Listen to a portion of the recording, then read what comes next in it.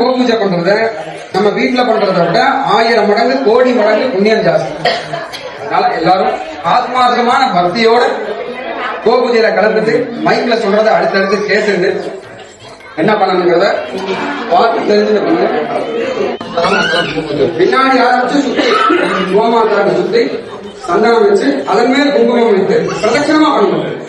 யாரும் அப்பிரதட்சணமா திரும்பி பண்ணாம ரிவர்ஸ்ல பண்ணாம கிளாஸ் வைஸ் பின்னாடி ஆரம்பிச்சு அப்படியே பிரதட்சணமா சுத்தி வருஷமாட்டிற்கும் கண்டுகுட்டியும் சேர்த்து வச்சுக்கணும்.